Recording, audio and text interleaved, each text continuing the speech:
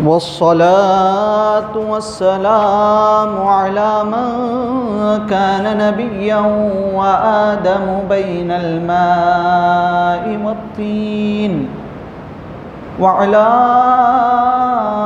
آله الطيبين الطاهرين وعلى أصحابه شموس الهدى وأقمار اليقين وعلى أوليائه الصالحين والكاملين أجمعين. أما بعد، فقد قال الله تبارك وتعالى في القرآن العظيم: أعوذ بالله من الشيطان الرجيم، بسم الله الرحمن الرحيم. فإن آمنوا بمثل ما آمنتم به فقد اهتدوا وإن تولوا فإنما هم في شقاق فسيكفيكهم الله وهو السميع العليم. صدق الله العظيم. قال النبي صلى الله عليه وسلم: أصحابي كالنجوم فبأيهم اقتديتم اهتديتم. قال الله تبارك وتعالى في شأن حبيبه تعظيما وتكريما ومخبرا وآمرا: إن الله وملائكته يصلون على النبي يا أيها الذين آمنوا صلوا عليه وسلموا تسليما. اللهم صل على سيدنا ومولانا محمد النبي الأمي الحبيب الأعلى القدر العظيم الجاه وعلى آله وأصحابه وبارك وسلم. معزز و مکرم بزرگان دین اور ملت اسلامیہ کے نوجوانوں، السلام علیکم ورحمۃ اللہ تعالی وبرکاتہ۔ اللہ رب العزت کا ہم پر بے انتہا فضل و کرم ہے کہ اس نے ہم تمام کو انسان بنایا اور اس کے پیارے نبی ہم سب کے آقا و مولا جناب احمد مجتبیٰ محمد الرسول اللہ صلی اللہ علیہ وسلم کے امت میں پیدا کیا۔ معزز سامعین، آج کی اس پرنور محفل آقا نامدار احمد مختار جناب محمد الرسول اللہ صلی اللہ علیہ وسلم کے نام سے سجائی گئی ہے۔ میلاد منانا یہ ہمارے اسلاف کی سنتوں میں سے ہیں۔ اللہ تبارک و تعالی قرآن مجید میں ارشاد فرماتا ہے کہ فَإِنْ آمَنُوا بِمِثْلِ مَا آمَنْتُمْ بِهِ فَقَدِ اهْتَدَوْا۔ اے نبی کہہ دو ان لوگوں سے کہ وہ ایمان لائے آپ کے اصحاب کی طرح، جس طرح آپ کے اصحاب کا ایمان ہے اس طرح وہ ایمان لائے۔ اچھا، اس کی وجہ کیا ہے؟ آج کی میری گفتگو کا عنوان یہ ہے: اصحاب رسول صلی اللہ علیہ وسلم کے عقائد امت محمدیہ کے لیے راہ راست ہے، امت محمدیہ کے لیے ہدایت ہے۔ تو معزز سامعین، ہم پہلے تو یہ جانیں گے کہ اصحاب کے جیسا ایمان لانے کا حکم کیوں اللہ تبارک و تعالیٰ تمام کو دے رہا ہے؟ اگر ویسا ایمان نہیں لائیں گے تو کیا ہوگا؟ تو اللہ تبارک و تعالیٰ فرماتا ہے اگر اصحاب کی طرح ایمان نہیں لائیں گے، ان سے منہ پھیریں گے تو اس میں کیا ہوگا کہ اختلاف ہوگا اور ان کے ایمان میں اختلاف پیدا ہوگا اور ان کا ایمان کمزور ہو جائے گا۔ تو اس کی وجہ کیا تھی؟ اصحاب کا عقائد، اصحاب رسول صلی اللہ علیہ وسلم کے عقائد امت محمدیہ کے لیے بہت اہم ہے۔ فَقَدِ اهْتَدَوْا، اللہ فرماتا ہے کہ تم اصحاب رسول کی طرح ایمان لاؤ۔ کیوں؟ لانے کی وجہ کیا ہے؟ لا کے کیا فائدہ ہوگا؟ اللہ فرماتا ہے کہ تم ہدایت پر رہو گے۔ ہر ایک کو ہدایت پہ رہنا ضروری ہے، کیونکہ ہدایت ہی انسان کو جنت کی طرف لے جاتا ہے۔ اگر انسان گمراہ ہو جائے تو وہ طرح طرح کے کامیں کرنے لگ جاتا ہے، برائیوں میں اپنا وقت گزارنے لگ جاتا ہے۔ تو اللہ تبارک و تعالیٰ نے حکم دیا کہ اے لوگوں، تم اصحاب رسول صلی اللہ علیہ وسلم کی طرح ایمان لاؤ۔ اگر تم ان کی طرح ایمان لاؤ گے تو تم ہدایت پر رہو گے۔ تو اصحاب رسول صلی اللہ علیہ وسلم کے عقائد کیا تھے؟ حضور صلی اللہ علیہ وسلم کے متعلق، حضور صلی اللہ علیہ وسلم کے عظمتوں کے تعلق سے اصحاب کے عقائد کیا تھے؟ پہلے تو میں ایک چیز واضح کر دوں گا، آج جو ہم میلاد کی محفل سجائے ہیں، کیا یہ میلاد کی محفل اس طرح سجانا، لوگوں کو بٹھا کر حضور صلی اللہ علیہ وسلم کے تعلق سے بیانات کرنا، حضور صلی اللہ علیہ وسلم کی شان و شوکت کو بیان کرنا، کیا یہ اصحاب کے اندر مروج تھا؟ کیا اصحاب رسول یہ کیا کرتے تھے؟ اس پر میں ایک حدیث پیش کرنا چاہتا ہوں، بخاری شریف کی حدیث ہے اور دیگر سیاہ ستہ میں بھی یہ حدیث پائی گئی ہے۔ حضرت امیر معاویہ رضی اللہ تعالی عنہ اس حدیث کے راوی ہیں۔ آپ فرماتے ہیں قال ان رسول اللہ صلی اللہ علیہ وسلم خرج علی حلقۃ ای من اصحابہ۔ آپ فرماتے ہیں کہ حضور صلی اللہ علیہ وسلم ایک مرتبہ ایک حلقے کی طرف پہنچے۔ ایک مرتبہ آپ اپنے کمرے سے نکلے، باہر آئے تو دیکھا کہ ایک حلقہ ہے، تو آگے فرماتے ہیں یعنی وہ حضور صلی اللہ علیہ وسلم کے اصحاب تھے جو حلقہ بنا کر بیٹھے ہوئے تھے۔ تو حضور صلی اللہ علیہ وسلم نے پوچھا فقال ما اجلسکم، اے اصحاب، اے میرے دیوانوں، اے میرے اصحاب، آپ یہاں پر کیوں بیٹھے ہو؟ کس وجہ سے یہ حلقہ بنا کر بیٹھے ہو؟ تو اصحاب رسول فرماتے ہیں کہ فقالو، آپ فرماتے ہیں کہ ہمارا یہاں پہ بیٹھنا، جلسنا، ہم یہاں پہ اس لیے بیٹھے ہیں کہ نذکر اللہ ونحمدہ اور علی ما ہدانا لدینہ، ہم اس لیے یہاں پر بیٹھے ہیں تاکہ ہم اللہ کی تسبیح و تحلیل کریں اور اس کی حمد بیان کرے، اس وجہ سے کہ اللہ نے ہمیں دین اسلام سے نوازا، وَمَنَّ عَلَيْنَا بِكَ، اور آپ سے ہمیں سرفراز کیا، یعنی آپ جیسی بڑی نعمت کو ہم کو نوازا۔ حضور صلی اللہ علیہ وسلم یعنی اللہ نے ہم پر احسان کیا، آپ کو ہمارے درمیان بھیج کر ہم پر احسان کیا۔ کیا احسان کیا؟ اے رسول اللہ صلی اللہ علیہ وسلم، ہم بتوں کی پوجا کرتے تھے، ہم شجر و حجر کی پوجا کرتے تھے، ہم کبھی اشراط الارض کو پوجتے تھے، کبھی کسی کے آگے سر جھکاتے تھے، ہمارے اندر جاہلیت تھی، لیکن اللہ نے آپ کو ہمارے درمیان بھیجا اور ہم پر احسان کیا۔ اس احسان کو ہم سنا رہے ہیں، اس احسان کو ہم سنا رہے ہیں۔ تو آج ہم یہاں پہ بیٹھے ہیں کس وجہ سے؟ پھر آگے حضور صلی اللہ علیہ وسلم فرماتے ہیں کہ اللہ کی قسم کھا کے میں پوچھ رہا ہوں، آپ لوگوں کی بیٹھنے کی وجہ یہی ہے کہ آپ لوگ میرا احسان کو جتانے کے لیے، اللہ کے احسان کو جتانے کے لیے یہاں پر جمع ہوئے ہو؟ کیا اس کی وجہ یہی ہے؟ تو صحابہ فرماتے ہیں جی ہاں اللہ کے حبیب، ہمارا یہاں پہ جمع ہونا یہی ہے، ہم اللہ کی قسم کھا کے کہتے ہیں۔ تو حضور صلی اللہ علیہ وسلم فرماتے ہیں میں تم لوگوں سے قسم اس لیے کھا رہا ہوں، اس کی وجہ یہ نہیں کہ میں تم لوگوں پر شک کر رہا ہوں، اس کی وجہ یہ نہیں، بلکہ اس کی وجہ یہ ہے اتانی جبرائیل علیہ السلام میرے پاس آئے، آ کر مجھ سے کہنے لگے اے اللہ کے رسول صلی اللہ علیہ وسلم، جو محفل اصحاب سجا کر اللہ کا ذکر کر رہے ہیں اور آپ کی تعریف و تمحید کر رہے ہیں، تو اس پر اللہ تبارک و تعالیٰ آسمانوں پر اپنے فرشتوں کے ساتھ فخر سے بیان کر رہا۔ تو اس سے کیا ثابت ہوتا ہے؟ تو میلاد کی محفل منانا، اس میں کیا ہوتا ہے؟ اس میں آپس میں حضور صلی اللہ علیہ وسلم کی شان و شوکت کو بیان کیا جاتا ہے، حضور صلی اللہ علیہ وسلم کے تعلق سے ایک دوسرے کو بتایا جاتا ہے، حضور صلی اللہ علیہ وسلم کی زندگی کو لوگوں کے سامنے پیش کیا جاتا ہے۔ پھر اس پر اور ایک میں دلیل دے دوں، کیا حضور صلی اللہ علیہ وسلم کی تعریف کرنا ہم پر لازم ہے؟ کیا ہم حضور صلی اللہ علیہ وسلم کی تعریف کریں گے تو ہمیں کیا ملے گا؟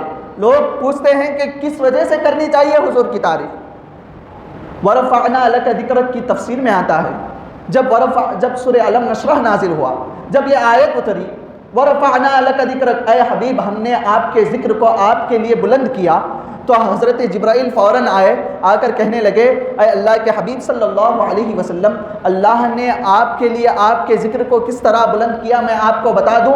تو جبرائیل علیہ السلام بتانے لگے، آپ کہنے لگے کہ اللہ کہتا ہے کہ جہاں کہیں بھی میرا ذکر ہوگا وہاں پہ آپ کا بھی ذکر ہوگا، جہاں کہیں بھی میری یاد ہوگی وہاں آپ کی بھی یاد ہوگی۔ تو بتائیے جب اذان کے لیے مؤذن کھڑا ہوتا ہے، کھڑا ہو کر اذان دیتا ہے، جب اشہد ان لا الہ الا اللہ کے کلمات کو ختم کرتا ہے تو فوراً اس کے بعد کس کا ذکر ہوتا ہے؟ حضور صلی اللہ علیہ وسلم کا ذکر ہوتا ہے۔ تو اس پر امام ابن عطا علیہ رحمت و رضوان فرماتے ہیں، آپ فرماتے ہیں کہ اللہ نے حضور صلی اللہ علیہ وسلم کے ذکر کو اپنے ذکر سے جوڑا۔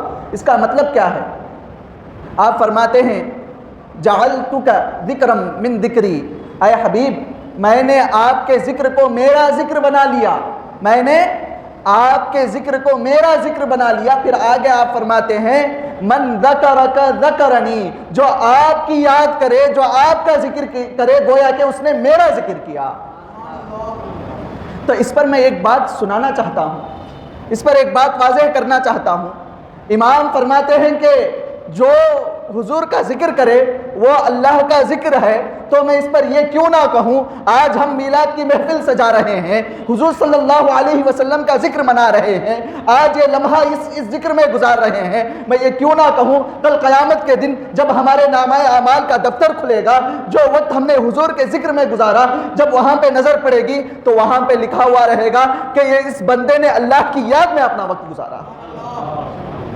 تو حضور کا ذکر کرنا یہ اللہ کا ذکر کرنا ہے، حضور کی یاد منانا یہ اللہ کی یاد منانا ہے۔ تو اس سے کیا پتہ چلتا ہے کہ ہم پر لازم ہے کہ ہم ہر لمحہ اللہ کو یاد کریں۔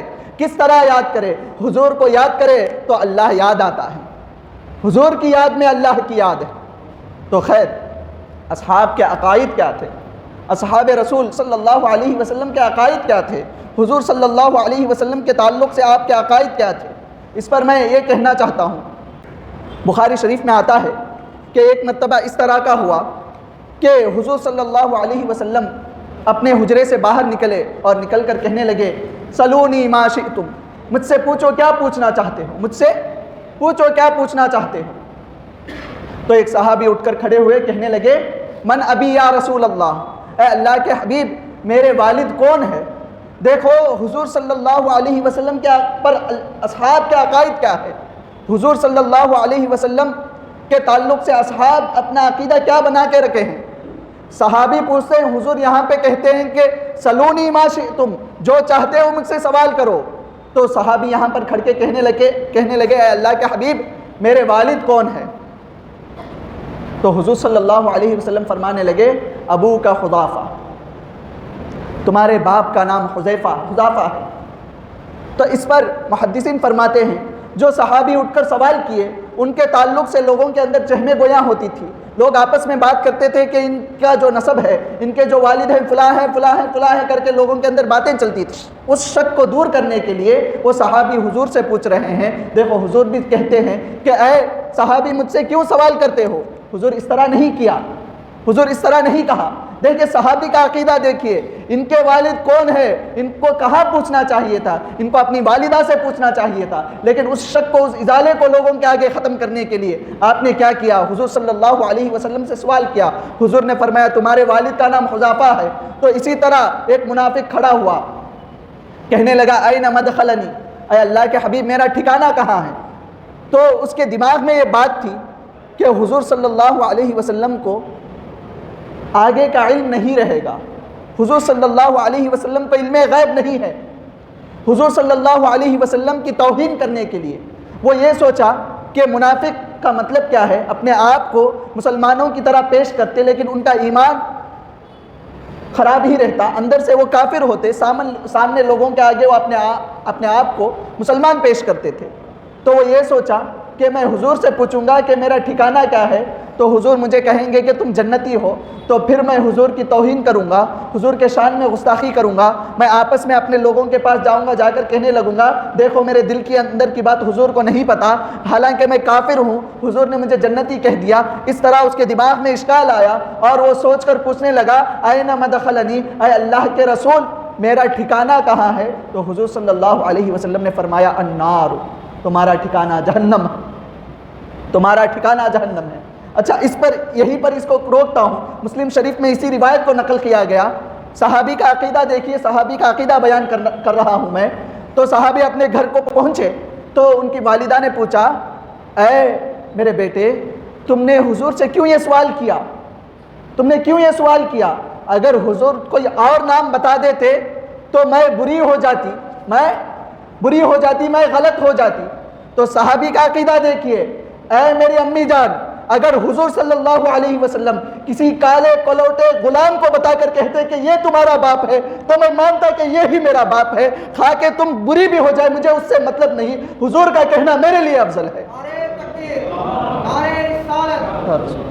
تو اصحاب کا عقیدہ یہ ہوتا کہ حضور کی زبان سے نکلی ہوئی بات یہی ان کے لیے اصل ہو جاتی، یہی ان کے لیے اصل ہو جاتی۔ اسی طرح اصحاب کا عقیدہ دیکھیے، ہر ایک بات پر، ہر ایک لمحے پر حضور صلی اللہ علیہ وسلم پر نچھاور ہونا پسند کر رہے ہیں۔ لوگ آج اشکال کرتے ہیں کہ کیوں میلاد مناتے ہو، کیوں حضور کا ذکر کرتے ہو؟ صحابہ کا یہی عمل تھا، ہر لمحہ حضور کی شان بیان کرتے۔ حضرت ابو طفیل رضی اللہ تعالیٰ عنہ یہ اصحاب رسول میں سب سے زیادہ عمر پائے اور ان کا انتقال سب سے اخیر میں ہوا۔ ایک مرتبہ حج کا موقع تھا، حج کے میدان میں وہ کہنے لگے اے لوگوں، میں ہی سب سے اخیر صحابی ہوں جس نے حضور کو دیکھا، آج اس وقت دنیا میں کوئی بھی میرے سوا حضور کو دیکھنے والا نہیں ہے۔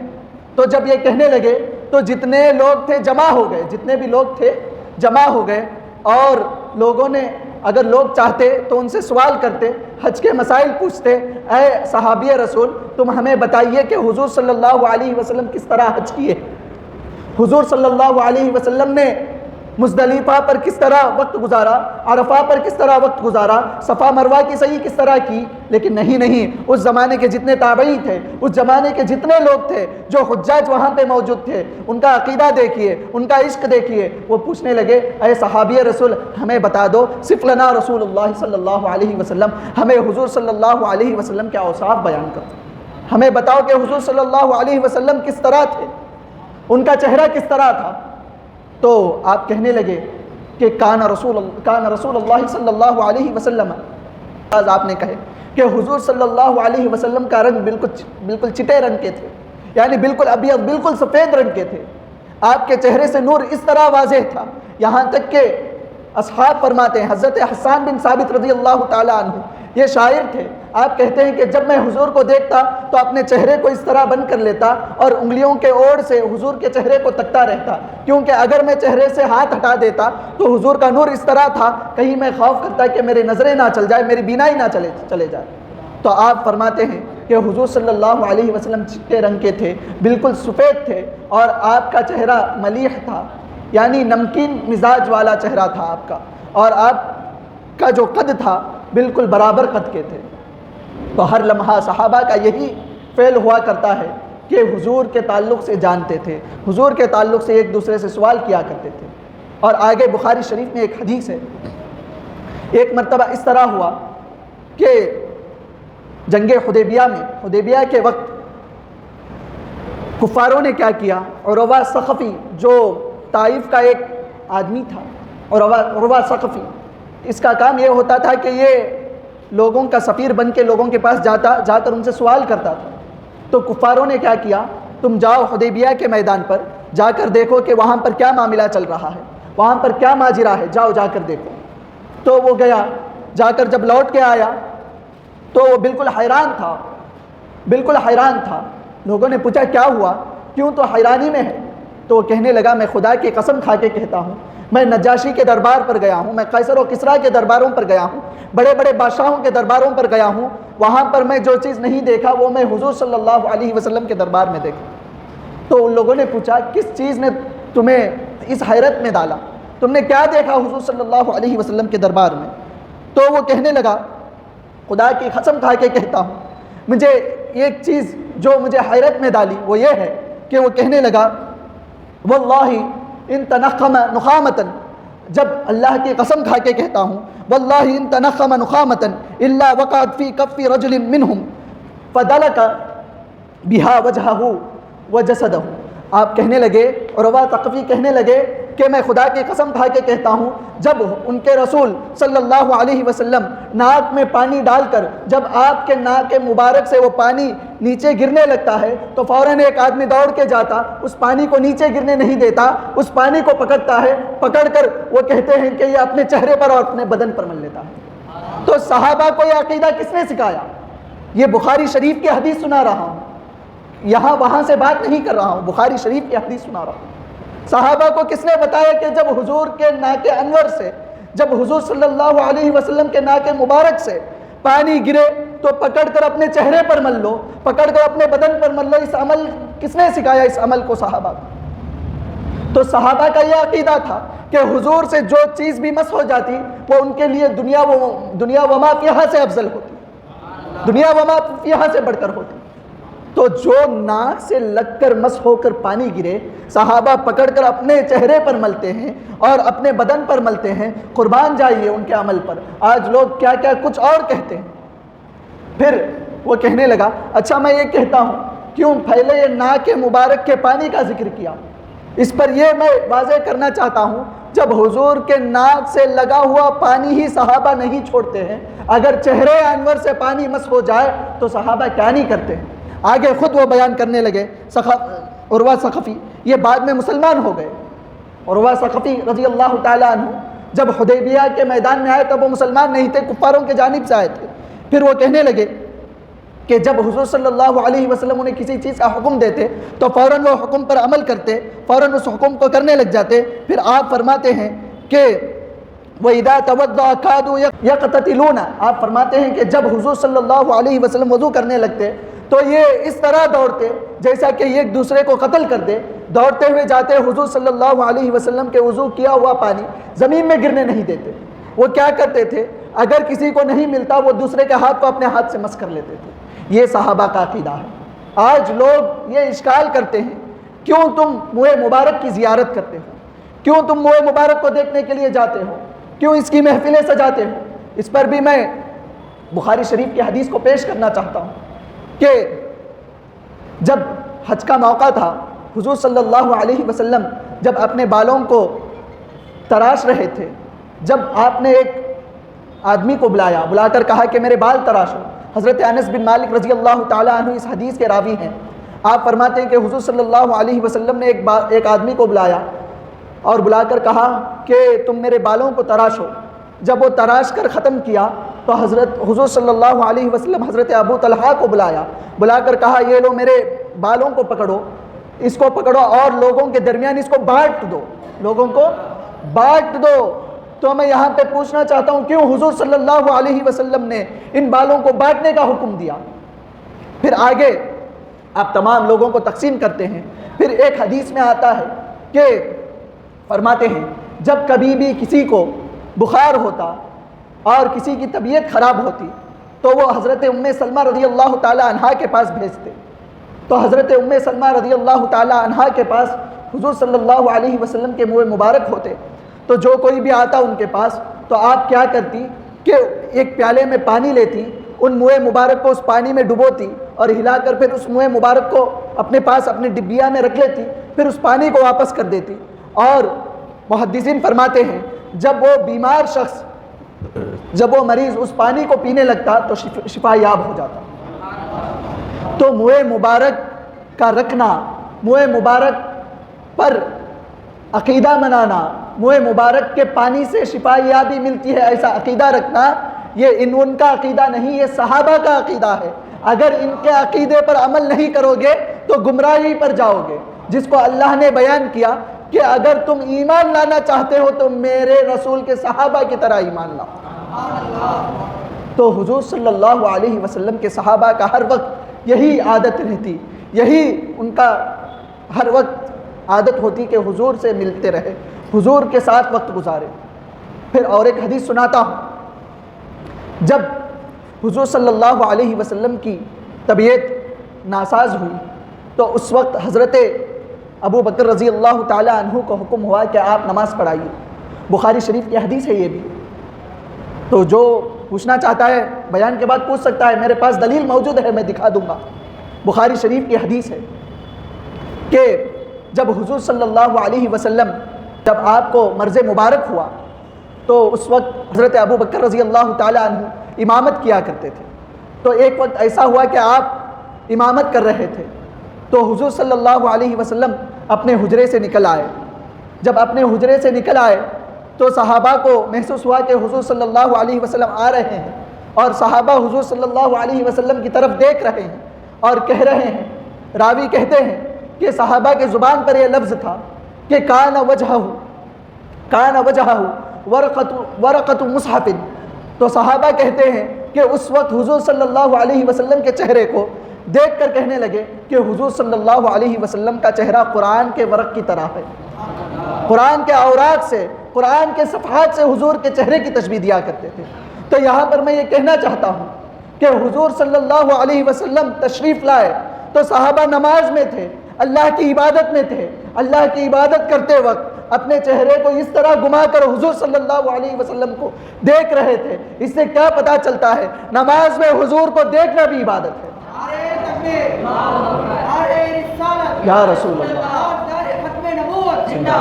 تو حضور صلی اللہ علیہ وسلم پر صحابہ کے عقائد اس طرح کے تھے۔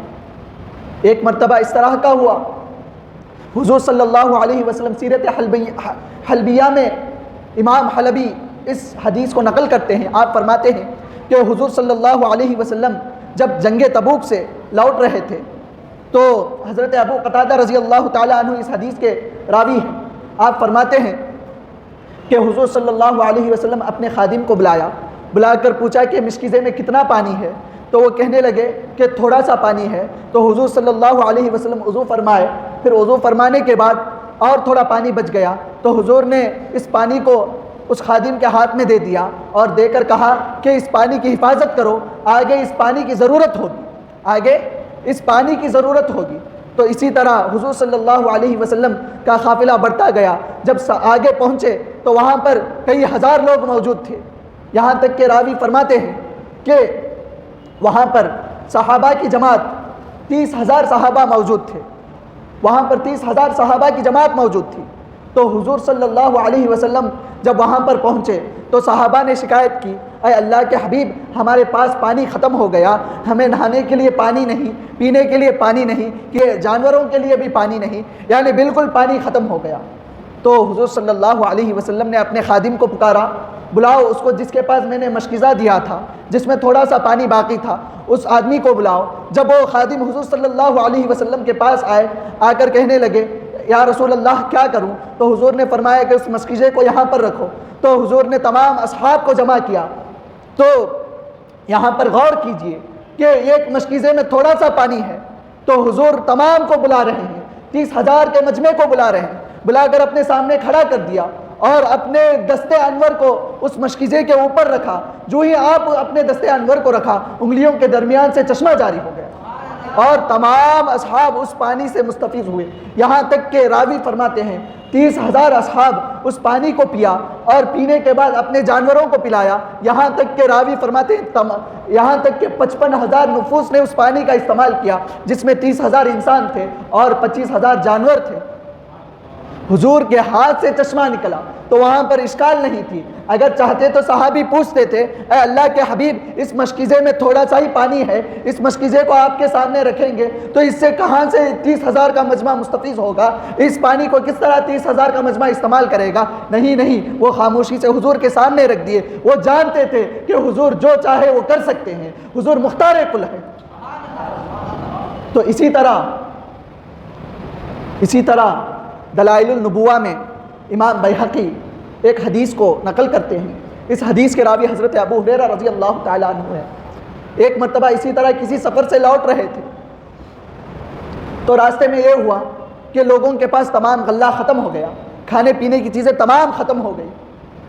جب تمام چیزیں ختم ہو گئی، صحابہ نے حضور سے شکایت کی، اے اللہ کے حبیب، کھانے پینے کی تمام اشیاء ختم ہو گئے، ہمارے پاس کھانے پینے کے لیے کچھ اشیاء نہیں ہیں۔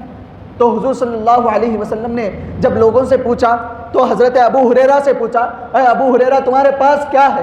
تو حضرت ابو ہریرہ کہنے لگے رضی اللہ تعالیٰ عنہ کہنے لگے، اے اللہ کے حبیب، میرے پاس ایک تھیلی میں 21 کھجور ہے، 21 کھجور میرے پاس ایک تھیلی میں موجود ہے۔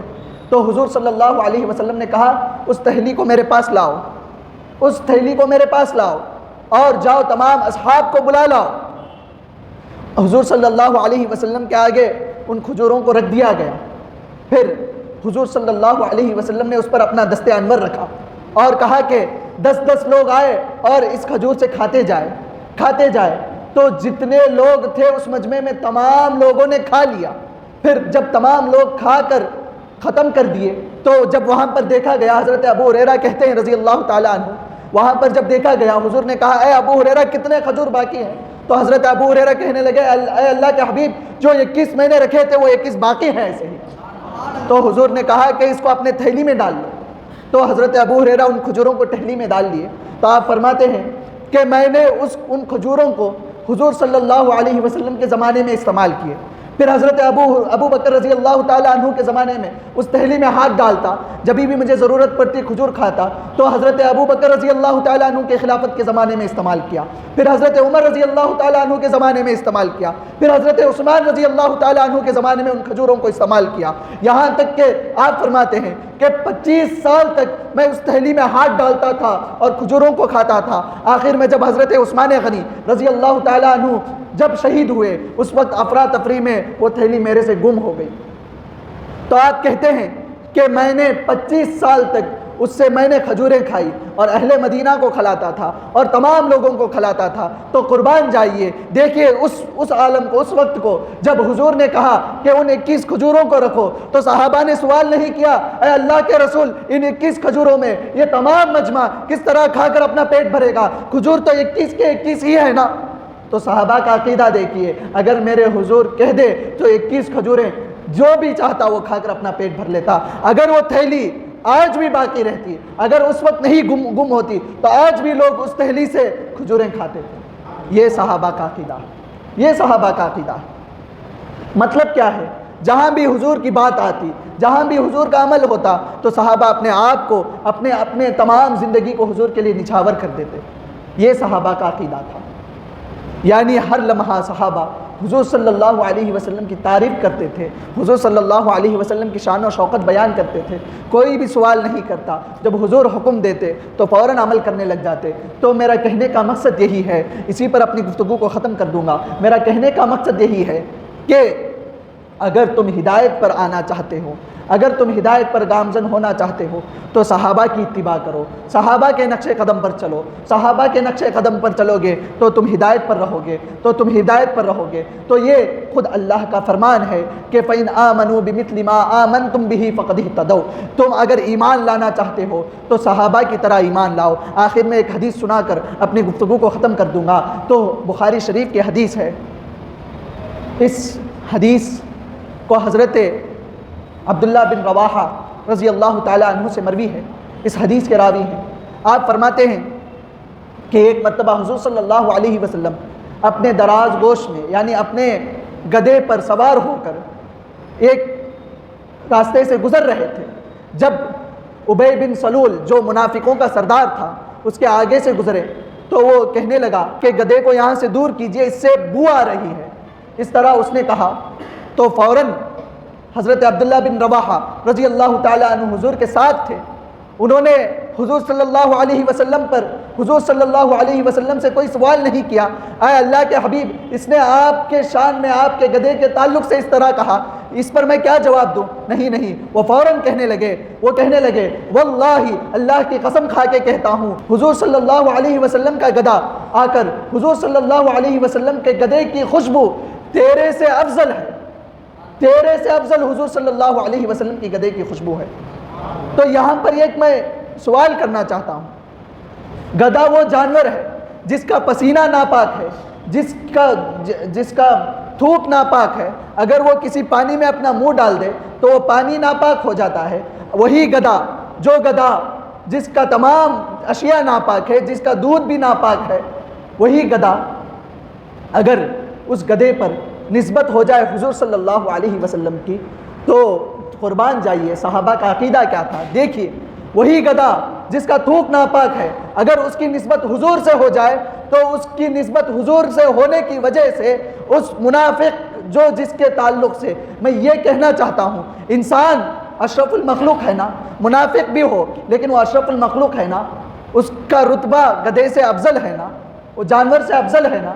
لیکن قربان جائیے صحابہ کا عقیدہ دیکھیے، جو گدھا حضور سے مس ہو جائے، جس گدھے پر حضور سوار ہو جائے، اس گدھے کی شان و شوکت، صحابہ کا عقیدہ یہ تھا کہ انسانوں کی خوشبو سے بھی اس گدھے کی خوشبو افضل ہے، اس گدھے کی خوشبو افضل ہے۔ یہ صحابہ کا عقیدہ تھا۔ یہاں پر میں یہ کہنا چاہتا ہوں، کیوں اس طرح جواب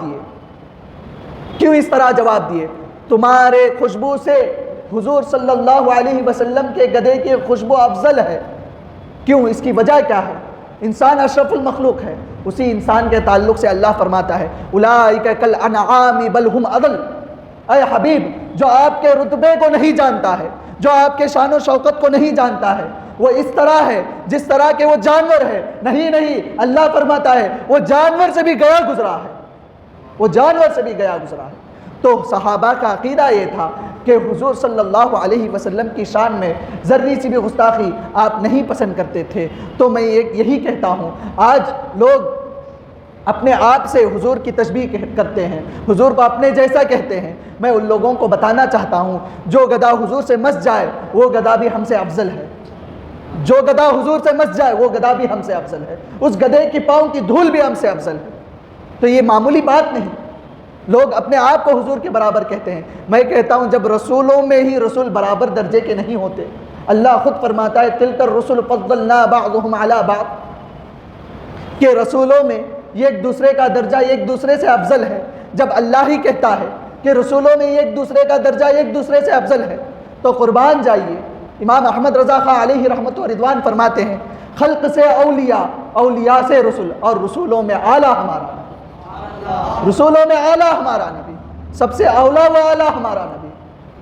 تو کہنے کا مطلب یہی ہے، کوئی کتنا بھی بڑا ہو جائے، کتنا بھی بڑا ہو جائے، وہ اپنے آپ کو اگر رسول سے تشبیہ دینے لگ جائے اس سے بدتر کوئی نہیں.